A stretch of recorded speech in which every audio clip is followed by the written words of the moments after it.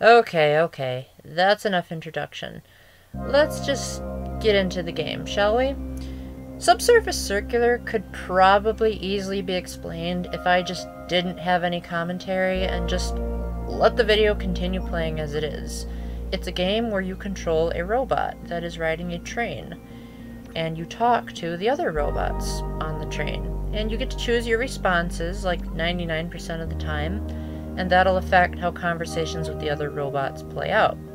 A lot of the dialogue in this game is sort of on a philosophical level. It seems like the developers are trying to make several points, and in my mind they don't always connect very well. It sort of seems like the robots are trying to talk about this grander plot, but you often have to like write down the script and then go and study it later to be like, oh, so that's what you were talking about. I played through this game twice and didn't figure out that the architects meant God and his angels until after I beat the game. How do I know that that's what it was? Because they reference Catholicism at least twice blatantly, and maybe more indirectly. Anyway, so if you're thinking, well, Paul, is this entire game going to be based on a conversation? Where's the gameplay then? Well, the more you talk to people, the more you get what are called focus points. You don't start out with any, but when something significant comes up in a conversation, you can use those focus points kind of like evidence in a Phoenix Wright game. You present it to the character, and then that'll change the conversation.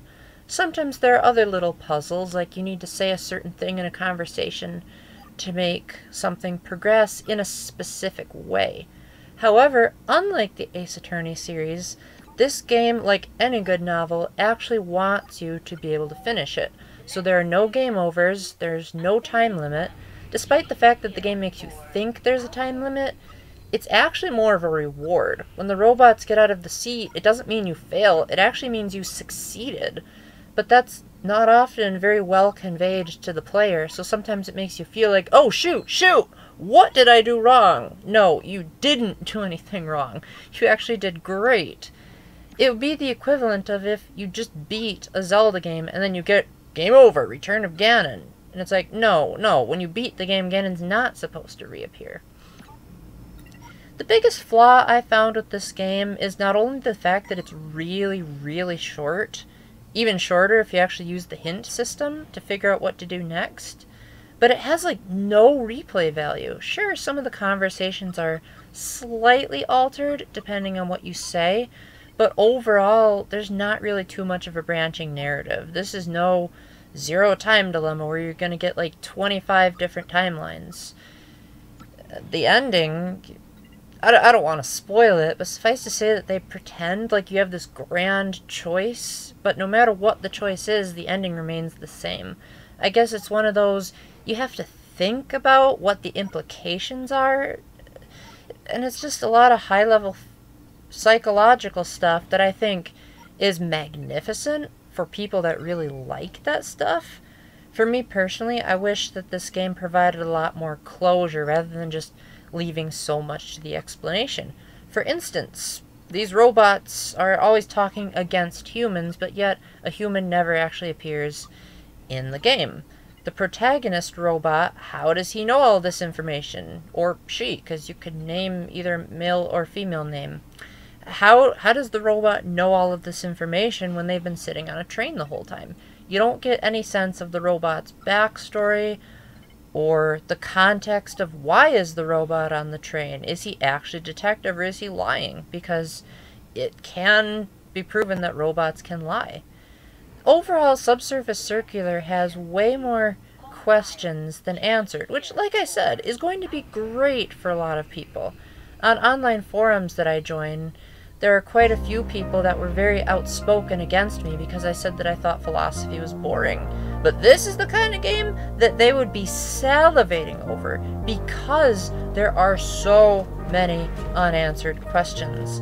Like, so much that you basically feel as though you got nothing accomplished by the end of the game. And you can take that literally or physically. It makes sense either way. Now, if these questions slash responses that the robots are giving are coming too fast or slow, you can change the speed of the dialogue, and one of the robots even breaks the fourth wall and directly asks you, "So, what do you think about the speed that I'm talking?" There's also deliberately no voice acting, not because the programmers are lazy. It was actually a really creative choice, and for once, I'm actually going to advocate the no voice acting. Well, except for the announcer that says what train station they're on. And that's because the robots are communicating to each other privately, and since robots are technically genderless, they didn't want to have to assign a male or female voice actor. So therefore, the robots would communicate through robot text that would appear within whatever their equivalent of a brain is.